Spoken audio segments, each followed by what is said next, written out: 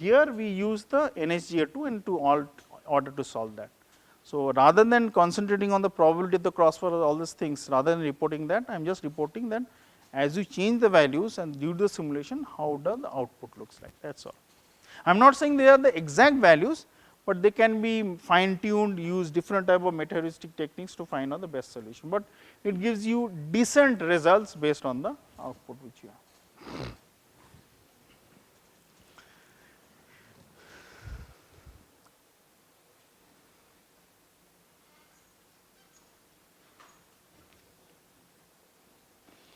Okay.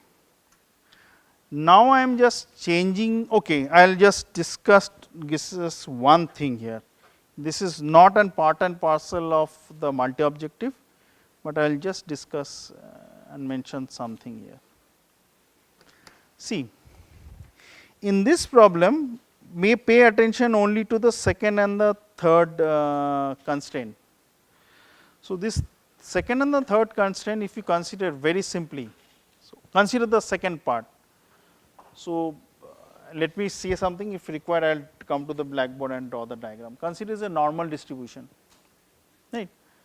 So, if the normal distribution, then the returns are all normally distributed and the convex combination of all normal distribution will always be normal. Now, if you consider the second constraint, it means that deterministically the left hand side should always be greater than right hand side. That means, summation of Ri Wi should always be greater than Rp star, and then those your whole boundary set of the feasible solutions are defined, and based on that you do the problem and find out the solution. Now, and similarly for the third constraint, it means the set of values of Wi's and the covariances or the correlation coefficient or the standard deviation of the stocks are such that the combination of the portfolio would be always less than equal to sigma square star which you have put for yourself. Come what may, this would always be true. Now, consider that you have two perceptions. Consider one perception of risk is from your side and one perception of risk from the market side. Now, how do you basically take that into consideration? So, now consider the market risk only. So, market says the external environment says the risk is very high, but you are analyzing the risk is very low or vice versa. So, they are maybe at conflicting and they can be in different directions. Now, consider the deterministic problem which you have, and the probabilistic problem formulation can be done accordingly, which I have not included here. These R values which you have, the returns which you have based on which you find out the risk are all given by the market. So, the returns which you find out, the risk which you find out are all market driven. So, if person 1 is solving the problem and person 2 is solving the problem, the returns and the risk remain same, only thing which is varying is sigma square star and Rp star, which is dictated by you, right. And that is in a way deterministic, because the equations 2 and 3 are deterministic. Now, consider them, what if they are probabilistic? There are methods how you solve the probabilistic method, and you can use different type of heuristic methods also, but the general formulation is that what if they are probabilistic, the second equation is probabilistic, then how would you have solved? The solution technique, if it is a normal case, normal distribution case, it is simple. It is a probabilistic case, how you do that? There are methods which I will just briefly discuss that.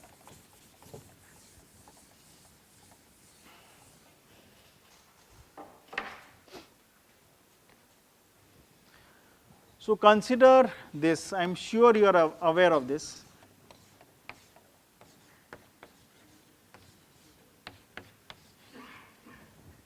You are aware of this probability, right.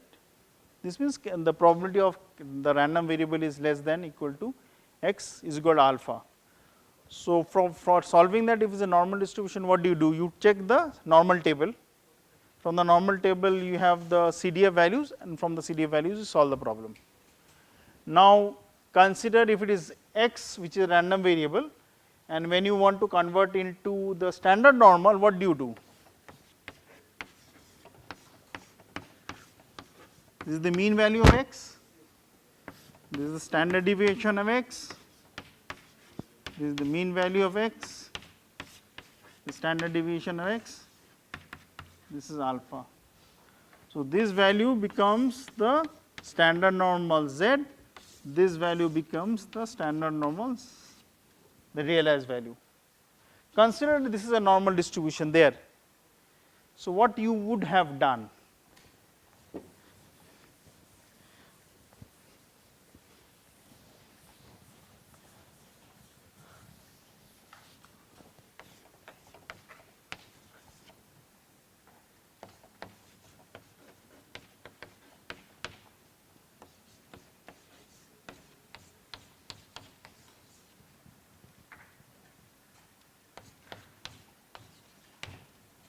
I am mentioning as beta, I will come to that later on.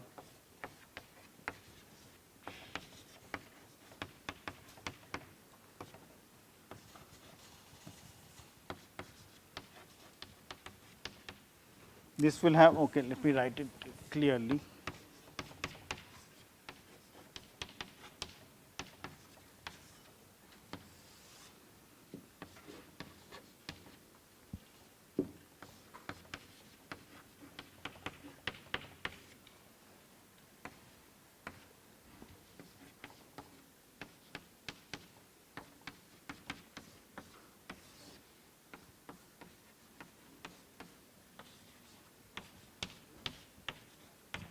Right? You could have converted it. So, how would you have found out the average? When you are simulating, you have already the average value of the portfolio. So, use that as the expected value of the WIs and RIs. What would technically in practical sense, what would be the average of RIs or WIs? In the long run, the overall investment for all the stocks should be constant.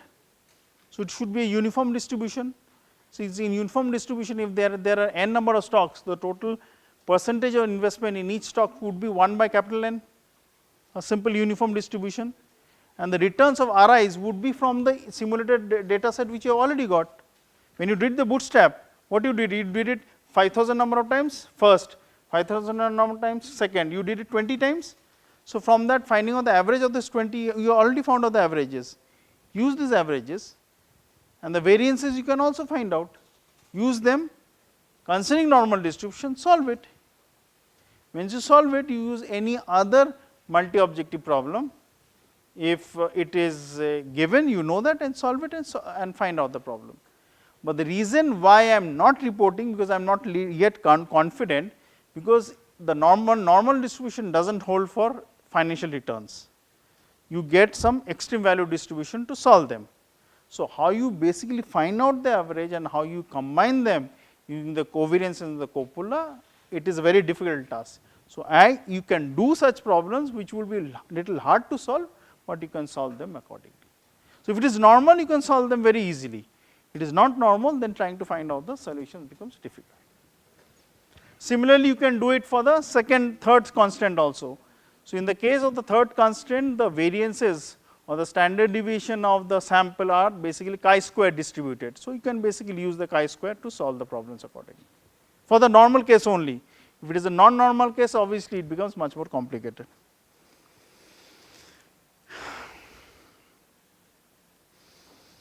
This problem it looks similar, but it is totally different.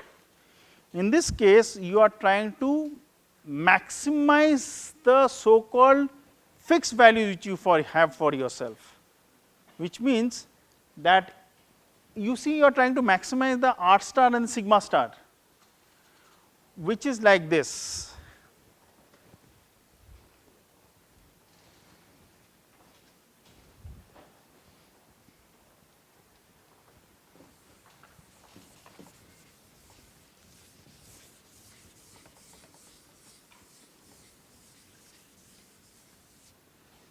Consider the distribution normal. Anything, if it is not normal also, the problem is not complicated. In the first set of problems, what you had, the mean values were fixed and your RP was, say for example, RP star is fixed for any problem, and then you try to basically maximize your return such that the return is always on the right hand side. Similarly, for the risk, it is a chi-square distribution, the sigma square star is here, and you always try, you want your risk to be on the left hand side. But in this problem, you are not fixing sigma square and RP square, you are also changing them. That means you are trying to push the RP star more onto the right, see maximization, and trying to minimize sigma square more onto the left. So that means the overall constraint based on which you are trying to formulate the problem, you are maximizing and minimizing them. So this becomes very helpful when you formulate this problem as a probabilistic model. Probabilistic model solutions for them are already set, you can utilize them to solve them, but I have only given the deterministic version C, because in this case also again the probability of the first term on the left hand side of equation 1 is greater than 1 with some probability beta 1, similarly for the second one, third one.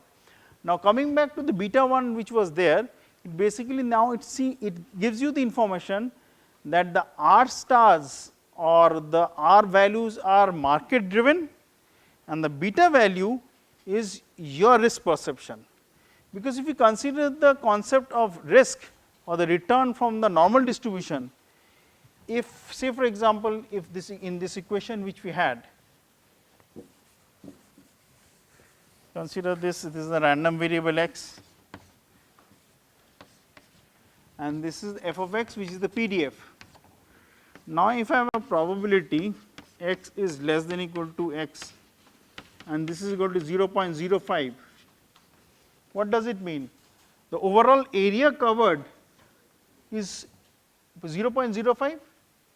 Now this value, if it is beta 1 or beta 2, from the financial perspective you can basically analyze that what is the level of risk which you have. If you are too risky, your value will be very less.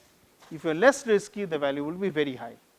So you can basically fine tune the beta values also in order to consider your level of risk apart from the market risk. So there are two levels of risk, like you must have read utility theory, preference theory. So any choices which you want to make.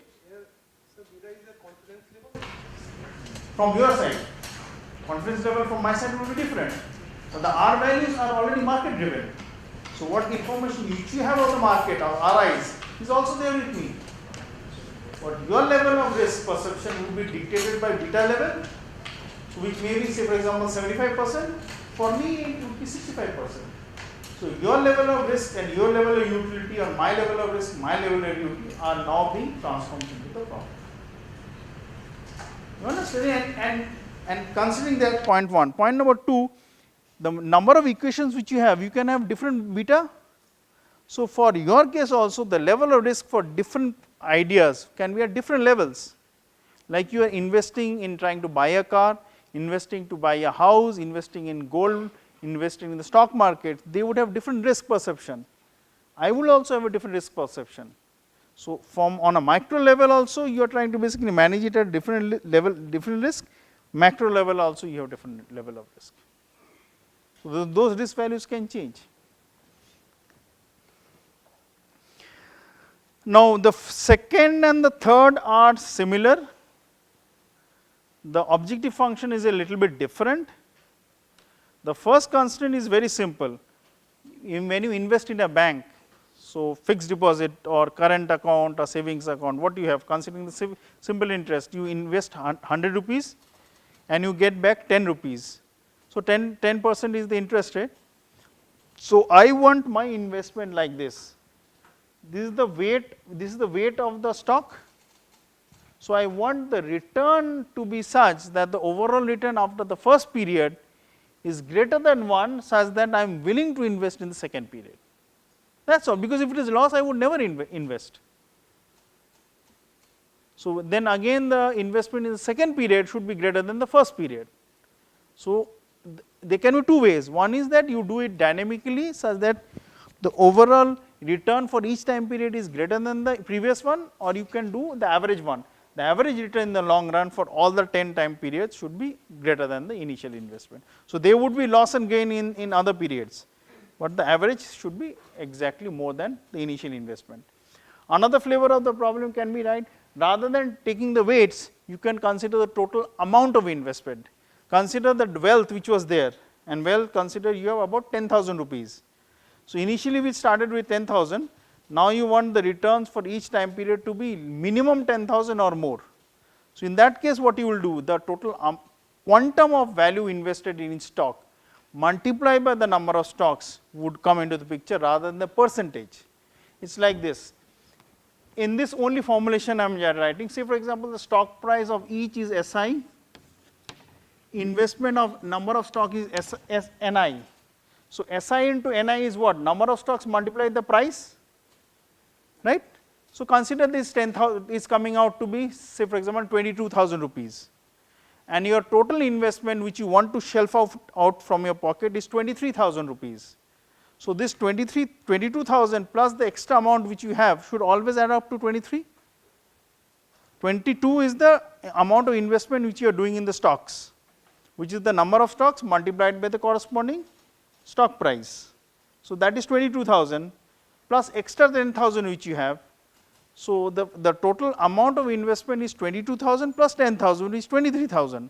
Now, in the next period the stock prices will change, the number of investment in number of stocks which you buy and sell will also change, but the total bound should be more than 23,000 for each and every time.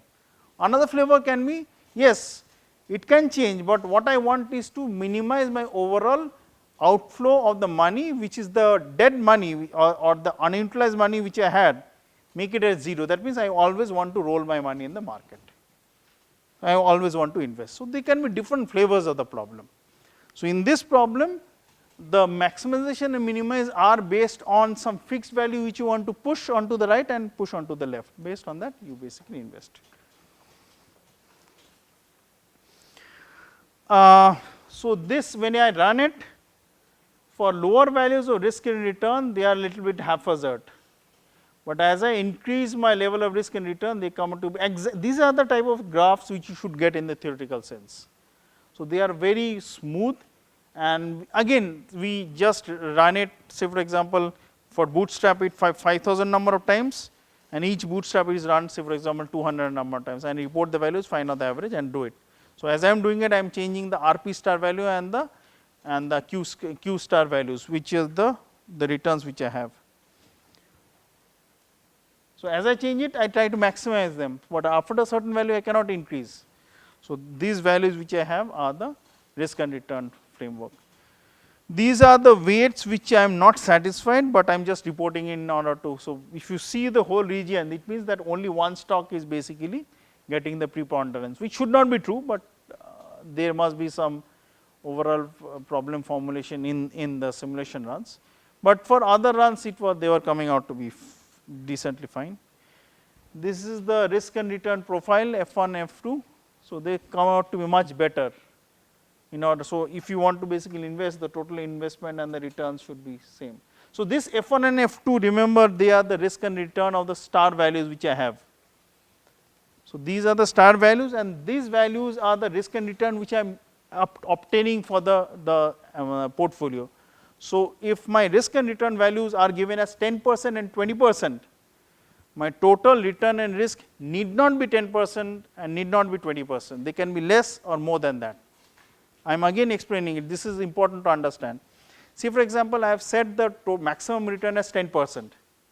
It may be possible my overall return of the portfolio is not 10%, is 9.99, and the risk I have set is to be basically, no, it has to be greater than 10%, is 10.32, and the risk I have kept as 20%, but is not 20%, it will be little bit less.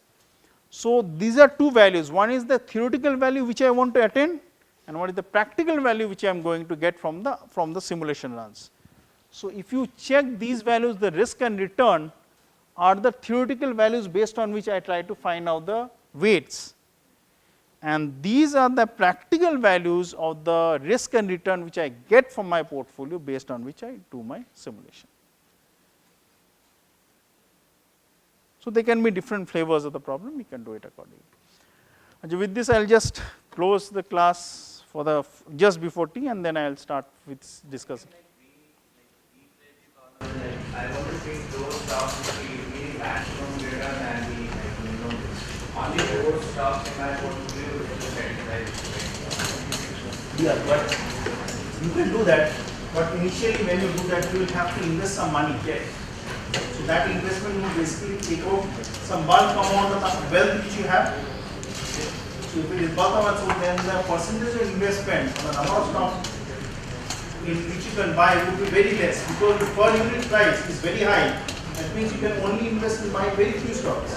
Consider Infosys 10,000 rupees. So you can only buy 2 and 3. If you buy 2 and 3, then the S price, which is the stock price which is there, is very high, and the NI, which is the corresponding number of stocks which you want to buy, is very less. You will do that, but you have to put the constraints accordingly and so on.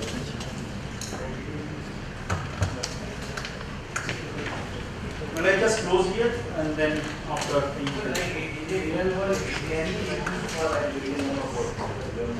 yes, we are done with some no, but the problem in finance is that because the data are on a millisecond while you get the data in the market, they are changing.